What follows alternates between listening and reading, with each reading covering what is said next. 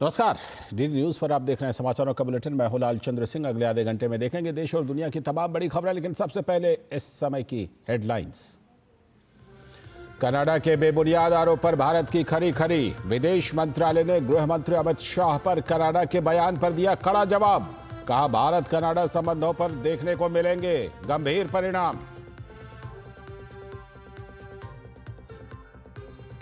भाजपा के मिशन झारखंड को धार देने आज रांची पहुंचेंगे अमित शाह। भाजपा ने कहा, सरकार में आने पर 5 लाख रोजगार के अवसर करेंगे सृजित। 5 नवंबर से कांग्रेस के प्रचार में भी आएगी तेजी।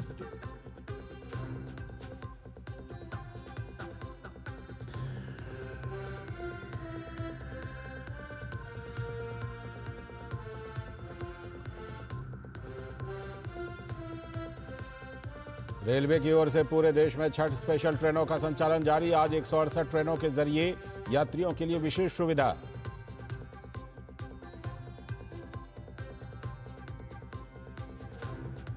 जम्मू कश्मीर के अनंतनाग में 2 आतंकी ढेर। सेना, जम्मू कश्मीर पुलिस और सीआरपीएफ का संयुक्त अभियान। छिपे हुए आतंकियों की तलाश जारी।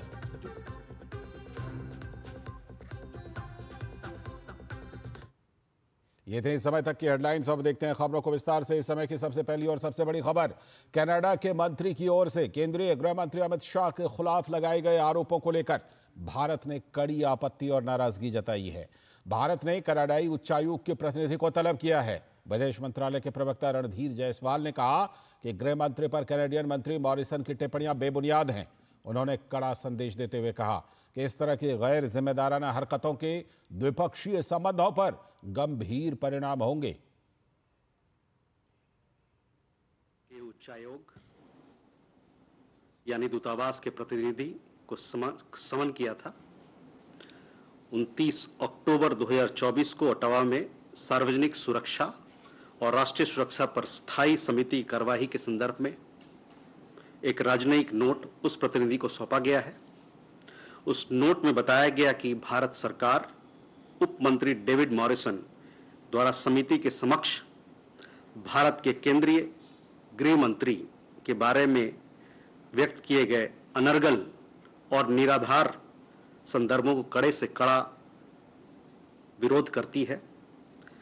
कनाडा के उच्च अधिकारी भारत को बदनाम करने और अन्य देशों को प्रभावित करने की एक सुविचारित रणनीति के तहत जानबूझकर अंतर्राष्ट्रीय मीडिया को निराधार आक्षेप लीक करते हैं। यह रहस्य उद्घाटन उस दृष्टिकोण की ही पुष्टि करता है जो भारत सरकार लंबे समय से वर्तमान कनाडा सरकार के राजनीतिक एजेंडा और उसके व्यवहार के तौर तरीके के बारे में रखती रही है। इस तरह की गैर जिम्मेदाराना कार्रवाइयों से द्विपक्षीय संबंधों पर गंभीर परिणाम होंगे।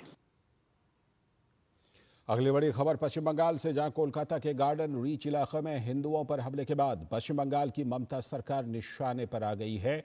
पश्चिम बंगाल के भाजपा सह प्रभारी अमित मालवीय ने सोशल मीडिया साइट एक्स पर लिखा, यह कोलकाता पोर्ट के केएमसी वार्ड 80 की वर्तमान स्थिति है, जो कोलकाता के मेयर फिरहाद हकीम का गढ़ है, जो गर्व से इस क्षेत्र को मिनी पाकिस्तान कहते हैं और हाल ही में सभी को इस्लाम में परिवर्तित करने का आह्वान किया था। लेक टाउन, फैंसी देओवा, दक्षिणदारी, उस्ती और राजा बाजार नारकेल डांगा के बाद कोलकाता से हिंदुओं पर एक और हमले की सूचना मिली। कोलकाता के गार्डन रीच वार्ड 80 के सिक लाइन इलाके में हिंदुओं पर बेरहमी से हमला किया गया, संपत्ति को नुकसान पहुंचाया गया। अनवर खान स्थानीय पार्षद हैं और फिरहाद हकीम विधायक हैं। देर रात भीड़ ने इलाके के मंदिरों और पंडालों पर हमले कर दिए। पश्चिम बंगाल के बाकी हिस्सों की तरह कोलकाता भी एक तबाही का स्थल बन गया है। जबरन जनसांख्यिकीय परिवर्तन और ममता बनर्जी का बेशर्म तुष्टीकरण बहुत आगे तक चला गया है। अब प्रशासन पर उनका नियंत्रण नहीं रहा। यदि वह अलग नहीं हटती हैं या वोट से बाहर हो जाती हैं तो हम जल्द ही डायरेक्ट एक्शन डे के फिर से होने को देख सकते हैं, जिसमें हिंदुओं को बचाने के लिए कोई गोपाल चंद्र मुखोपाध्याय या गोपाल पथ नहीं होगा, जैसा कि उन्हें लोकप्रिय रूप से जाना जाता था।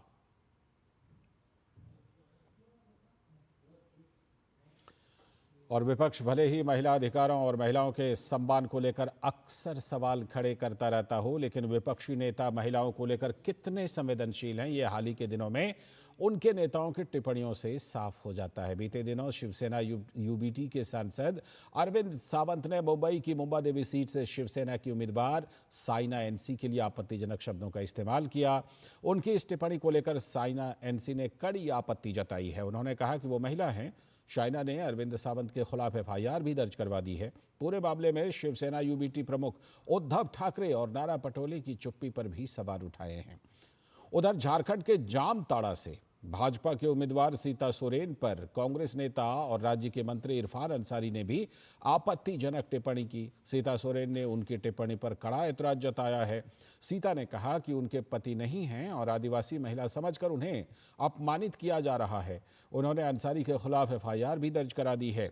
सीता सोरेन पर आपत्तिजनक टिप्पणी को अनुसूचित जनजाति आयोग ने भी राज्य सरकार से जवाब मांगा है। कुछ दिन पहले हरियाणा विधानसभा चुनाव के दौरान भी कांग्रेस कार्यकर्ताओं ने अपनी ही पार्टी की सांसद कुमारी शैलजा पर जाति सूचक टिप्पणी की थी। इसके बाद विवाद बढ़ने लगा और इस टिप्पणी का जगह जगह विरोध भी होने लगा। रोहतक के एक व्यक्ति ने इसकी शिकायत दी और जाति सूचक शब्द कहने वाले के खिलाफ कार्रवाई की मांग भी की। तो निश्चित तौर पर इसे गंभीर सवाल उठ रहे हैं और इस बीच शिवसेना नेता और मुंबा देवी विधानसभा क्षेत्र से उम्मीदवार साइना एनसी ने अरविंद सावंत के आपत्तिजनक बयान पर माफी मांगे जाने को नाटक करार दिया है। उन्होंने कहा कि अरविंद सावंत ने 30 घंटे बाद माफी मांगी और अगर उन्हें माफी मांगनी ही है तो वो मुंबा देवी की हर महिला से माफी मांगे। अरविंद सावंत ने माफी मांगी 30 घंटे बाद और संजय राउत ने बिल्कुल विपरीत कहा कि मैं माफी नहीं मांगूंगा और क्यों माफी मांगना चाहिए। संजय राउत ने कहा कि मैं इम्पोर्टेंट। सर्वप्रथम तो मैं ये बोलूंगी कि संजय राउत जी, आपको आपके फैक्ट्स नहीं पता है। 3 पीढ़ियों से हम दक्षिण मुंबई में रह के काम कर रहे हैं। मैंने इसका फोटोग्राफिक एविडेंस भी बताया है। मेरी ननिहाल है मदनपुरा नागपाड़ा में, जहां से मुंबा देवी क्षेत्र में लड़ रही हूं और कहीं ना कहीं उबाटा सेना को क्लियर करना चाहिए कि उनका ऑफिशियल स्टैंड क्या है, माफी या नहीं माफी। और जो अरविंद सावंत माफी मांग रहे हैं तो मुंबा देवी के हर एक महिला को माफी मांगे, वो ही बेहतर होगा। इस बीच भाजपा की प्रवक्ता शाजिया इल्मी ने शिवसेना यूबीटी के अरविंद सावंत के एक महिला नेता पर दिए गए आपत्तिजनक बयान की निंदा की है। उन्होंने कहा कि इंडी गठबंधन और इसके नेता महिलाओं को किस नजर से देखते हैं, ये उनकी मानसिकता को दिखाता है। लड़की हूं, लड़ सकती हूं, कहना तो बड़ा आसान है, नारे लगाना तो बहुत आसान है, लेकिन अगर किसी और लड़की या महिला के साथ कोई बदतमीजी करे, खास तौर से आपके गुट और आपके घटक दल का कोई साथी, तब आपकी जबान पूरी तरह से लड़खड़ा जाती है, सन्नाटा छा जाता है। जिस तरह की भद्दी बात अरविंद सावंत ने कही है साइना एनसी के बारे में, तो चाहे कमलनाथ हो जिनको दिखाई देता है, किसी को साफ दिखाता है कि इंडी गठबंधन और कांग्रेस पार्टी की नीति ही यही है कि महिला को की तरह देखो। तो पहले महिलाओं पर अभद्र बयान और फिर माफी। जी हां, कांग्रेस और उसके सहयोगियों की लगता है कि अब ये आदत बन गई है। महिलाओं को लेकर अभद्र टिप्पणी पर मचे बवाल के बाद महाराष्ट्र में शिवसेना यूबीटी के नेता अरविंद सावंत ने अपने बयान पर माफी मांगी है। जो वक्तव्य हुआ, वो वक्तव्य को उसका अलग अर्थ लगाकर जानबूझकर मुझे टारगेट किया जा रहा है, वो मुझे खेद लगता है, दुख लगता है। लेकिन फिर भी मेरे वक्तव्य से किसी को मन को ठेस पहुंची होगी तो मैं दिलगिरी व्यक्त करता हूं, मैं उनका सम्मान करता हूं और मैंने कभी पिछले मेरे 55 साल में अवमान नहीं किया, आज भी नहीं करूंगा, कल भी नहीं करूंगा। और दूसरी बात, लेकिन जब मैं कर रहा हूं, मेरे ऊपर गुनाह भी दाखिल हुआ, तो मैं अपेक्षा करता हूं कि देश में महिलाओं के सम्मान में पार्टी वाइज नहीं देखा जा सकता। आगे देखेंगे कि झारखंड के चुनाव में क्या कुछ हो रहा है। फिलहाल वक्त है एक छोटे से ब्रेक का। जब धरती चीर कर निकलता है लोहे का पत्थर और मिलता है मोंगिया के जोश से, फिर तपता है पिघलता है और बनता है फौलाद। अब होता है सरिया सारी खूबियों के साथ। मोंगिया स्टील, मजबूत देश का मजबूत सरिया। दादू दादू, ये प्रीमियम क्या होता है? बेटा प्रीमियम मतलब समझ लो पेट्रोल। जब तक कार में पेट्रोल है तब तक कार चलेगी, पेट्रोल खत्म कार स्टॉप। पर पापा इस बार पेट्रोल खत्म होने पर भी कार चलती रहेगी। वो कैसे? LIC के जीवन लाभ में प्रीमियम पेमेंट हो जाए स्टॉप, पर पॉलिसी के फायदे चलते रहते हैं। मतलब अब लाइफ की गाड़ी चलेगी नॉन स्टॉप। LIC हर पल आपके साथ। स्वागत है ब्रेक के बाद। डीडी न्यूज पर आप देख रहे हैं समाचारों का बुलेटिन। अब बात करेंगे झारखंड चुनाव की, जहां पहले चरण के चुनाव के लिए सरगर्मियां तेज हो गई हैं। केंद्रीय गृह मंत्री अमित शाह आज शाम राजधानी रांची पहुंच रहे हैं। रांची में अमित शाह प्रदेश कार्यालय में आयोजित 2 बैठकों में शामिल होने वाले हैं। पहली बैठक प्रदेश भाजपा के नेताओं की है। इसमें संगठन प्रभारी लक्ष्मीकांत वाजपेयी, चुनाव प्रभारी शिवराज सिंह चौहान और हिमंता बिस्वा शर्मा भी शामिल होंगे और अब तक की चुनावी प्रक्रिया पर विमर्श करेंगे। इसके बाद सभी विधानसभा प्रभारियों के साथ भी बैठक होगी। इस बैठक में चुनाव प्रचार अभियान पर चर्चा होगी। प्रदेश अध्यक्ष बाबूलाल मरांडी और तीनों प्रभारी भी इस अवसर पर उपस्थित रहेंगे। अगली खबर, केंद्रीय मंत्री हरदीप सिंह पुरी ने कहा है कि प्रधानमंत्री नरेंद्र मोदी के नेतृत्व वाली सरकार हमेशा अपने वादों पर खरी उतरी है, तो वहीं कांग्रेस पर संकट के बादल छाए हुए हैं। हरदीप पुरी ने कांग्रेस के राष्ट्रीय अध्यक्ष मल्लिकार्जुन खड़गे पर निशाना साधते हुए कहा कि कांग्रेस के वरिष्ठतम नेता अपनी भ्रामक राय सार्वजनिक करने से पहले तथ्यों की जांच तक नहीं करते। सोशल मीडिया प्लेटफॉर्म एक्स पर अपनी बात रखते हुए केंद्रीय मंत्री ने कहा कि प्रधानमंत्री नरेंद्र मोदी जी के नेतृत्व में पिछले कुछ सालों में भारत में रोजगार में उल्लेखनीय बढ़ोतरी हुई है।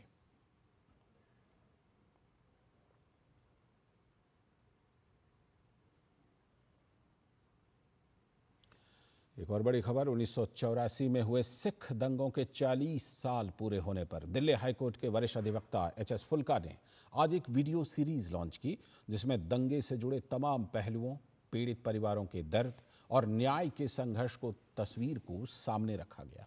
इस वीडियो के जरिए इस बात को सामने रखा गया कि भले ही सिख दंगे को 40 साल बीत चुके हों, लेकिन आज भी कई परिवार ऐसे हैं जो न्याय की तलाश में हैं।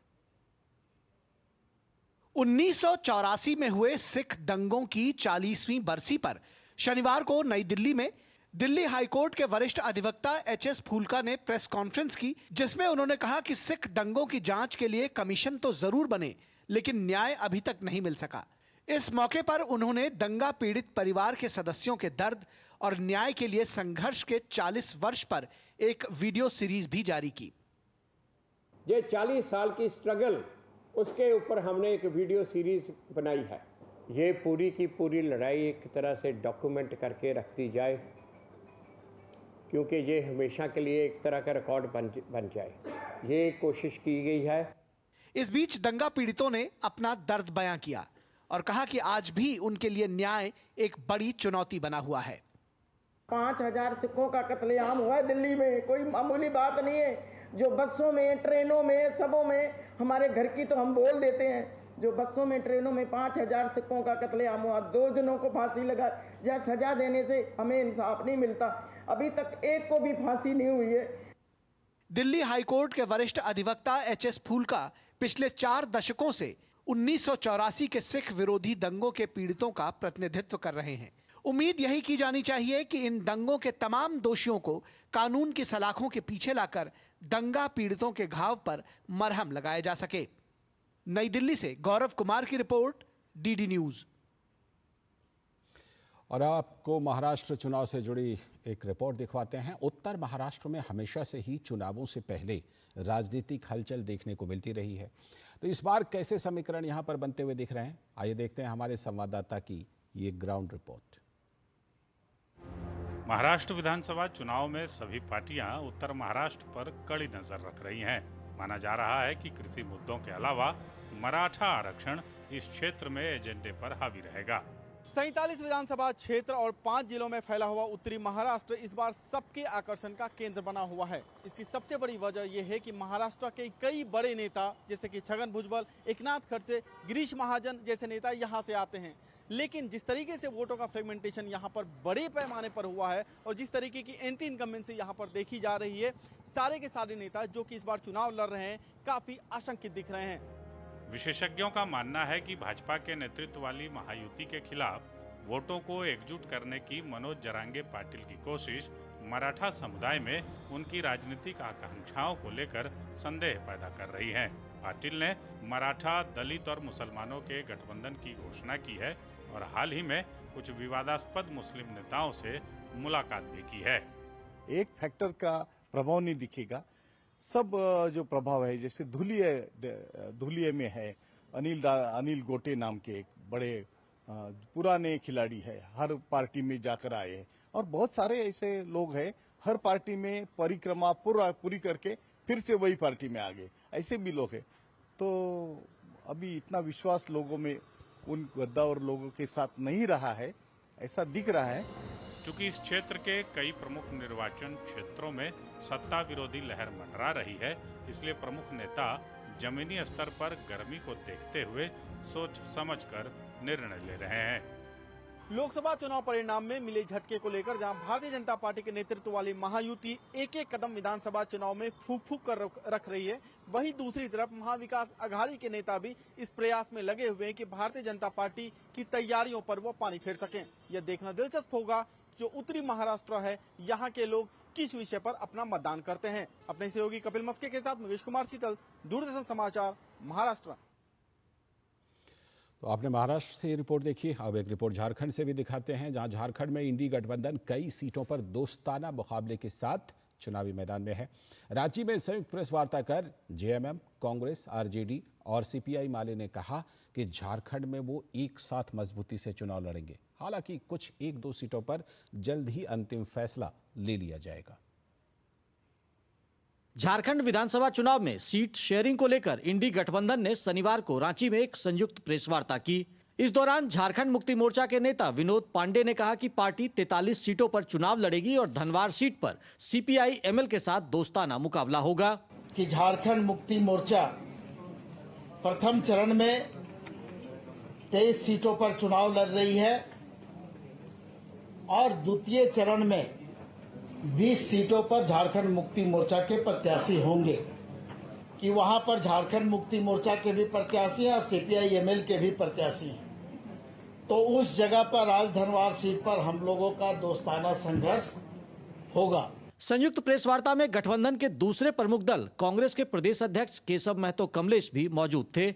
उन्होंने कहा कि कांग्रेस राज्य की 30 सीटों पर चुनाव लड़ रही है। हालांकि 2 सीट विश्रामपुर और छतरपुर पर अभी भी पेच फंसा हुआ है, जिसे जल्द दूर कर लिया जाएगा। छतरपुर और विश्रामपुर में राजद ने भी अपना खड़ा किया है। हमारे शीर्ष नेतृत्व इस पर आपस में बात कर रहे हैं, बहुत जल्दी उसका फैसला हो जाएगा। इस दौरान राजद नेत्री अनीता यादव ने कहा कि राजद इंडी गठबंधन के तहत मजबूती से चुनाव लड़ रहा है और अब गठबंधन में कोई गांठ नहीं है। मौके पर सीपीआई एमएल के सुवेंदु सेन ने भी कहा कि उनका गठबंधन अटूट है। उस समय की स्थिति क्या थी और आज की स्थिति क्या है? अब 3 जगह दोस्ताना लड़ाई के बाद भी महागठबंधन मजबूत है और हम लोग एक साथ ही लड़ेंगे। को लगता है कि हम लोगों की जो प्रगति है वही मूल बात है, मुख्य बात है और ध्यान उसी तरफ केंद्रित किया जाना चाहिए। झारखंड में विधानसभा चुनाव 2 चरणों में हो रहे हैं और इसके लिए कुल 1211 प्रत्याशी चुनावी मैदान में हैं। झारखंड में जहां भारतीय जनता पार्टी की ओर से रैलियों का दौर शुरू हो गया है, वहीं झामुमो, कांग्रेस, आरजेडी और सीपीआईएमएल गठबंधन में मान मनौवल का दौर चल रहा है। इसको लेकर हालांकि इन नेताओं ने साफ तौर पर कहा है कि जो फ्रेंडली फाइट की स्थिति पैदा हुई है उसे भी दूर कर लिया जाएगा। अपने सहयोगी विकास के साथ मैं दिवाकर कुमार, दूरदर्शन समाचार, रांची। आगे देखेंगे कुछ और बड़ी खबरें। फिलहाल वक्त है एक और छोटे से ब्रेक का।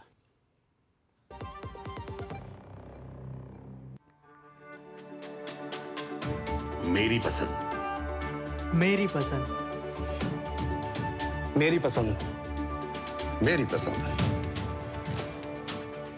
हमारी हमारी पसंद। हम सबकी पसंद। मजबूत देश का मजबूत सरिया मोंगिया स्टील। स्वागत है ब्रेक के बाद। आगे की खबरों में लोक आस्था के महान पर्व छठ पूजा के मौके पर अपने गांव जाने वाले मुसाफिरों को अपने गंतव्य तक पहुंचाने में आरपीएफ की भी बहुत बड़ी भूमिका है। आरपीएफ के जवान जनरल बोगी में चढ़ने वाले मुसाफिरों को उनके बर्थ तक पहुंचाने में मुख्य भूमिका निभाते हैं। खासकर आरपीएफ की महिला कांस्टेबल की भूमिका सर्वोपरि है। आरपीएफ की इसी भूमिका पर देखिए नई दिल्ली रेलवे स्टेशन से हमारे संवाददाता राजेश राज की ये खास रिपोर्ट।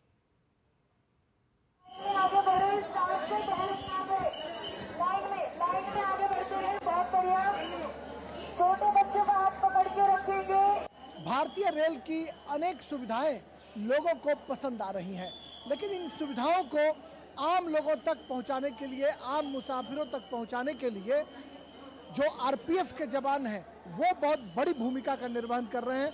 आप हमारे ठीक पीछे देख सकते हैं कि ये एक बैरिकेड बनाया गया है और इसके पार पंडाल है। इस पंडाल के बाद यहाँ पर इन मुसाफिरों को रोककर इसलिए रखा गया है ताकि प्लेटफॉर्म पर कोई भगदड़ ना हो। आरपीएफ के लोग यहाँ पर तैनात हैं जो गेट को खोलते हैं और फिर यहीं से मुसाफिर जो है वो अंदर आते हैं। हम बात कराते हैं आपको। देखिए ये आरपीएफ के जवान हैं, कितनी दिक्कतें आ रही हैं, कितनी चुनौतियां आ रही हैं और किस तरीके से आप लोगों की सेवा कर रहे हैं। सर ये चुनौतियां हमने पहले आती थी, आज इसको ये जो इंक्लोजर लगाए गए हैं ये रेलवे और आरपीएफ की मदद से 100% हमारा ये सेफ है। कोई स्टैम्पेड नहीं होता इसके कारण और जो जितने भी यात्री हैं बड़े सेफ एंड साउंड जाते हैं।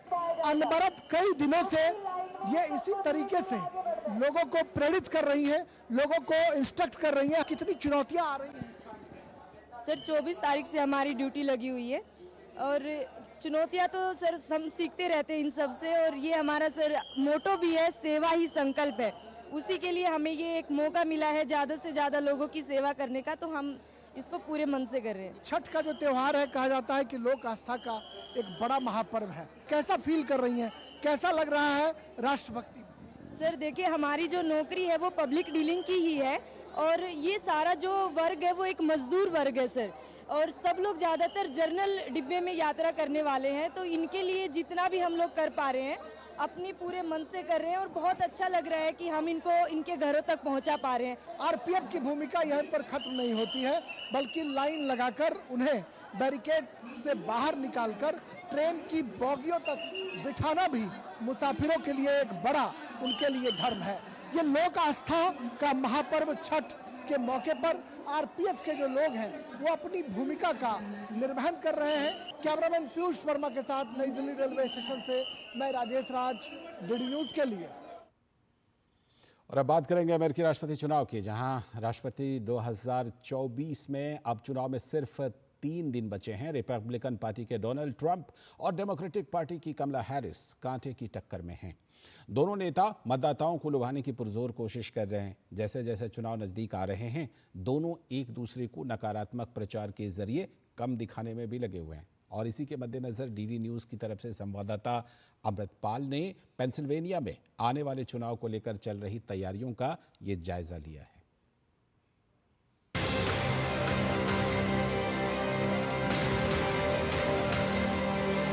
दोनों ही कैंडिडेट्स ने अपनी कैंपेनिंग, चुनाव प्रचार इंटेंसिफाई कर दिया है, खास करके स्विंग स्टेट्स में।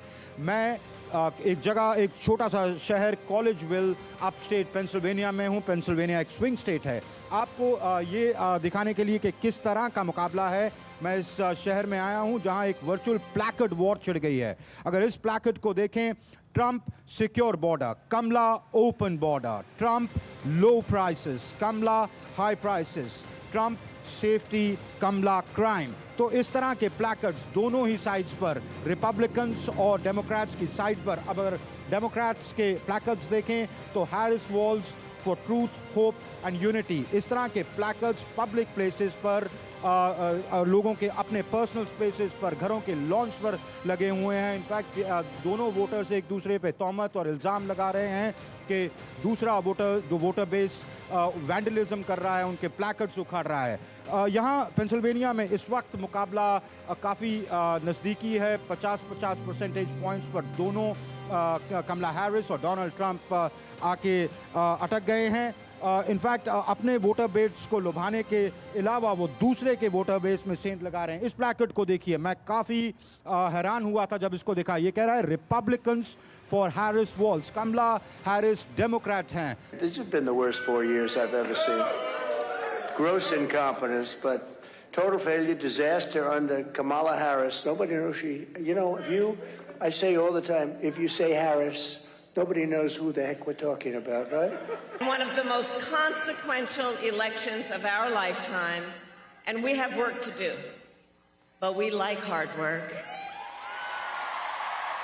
तो क्लियरली वो रिपब्लिकन वोटर्स को वू कर रही हैं। एक दूसरे के वोटर बेस में सेंध लगाना ये क्लियरली दिखाता है, दर्शाता है कि इस बार लड़ाई कितनी नज़दीकी है, कितनी करीबी है, टक्कर कांटे की टक्कर है और स्विंग स्टेट्स ये तय कर सकती हैं कि अगले 4 साल के लिए ओवल ऑफिस में कौन बैठेगा।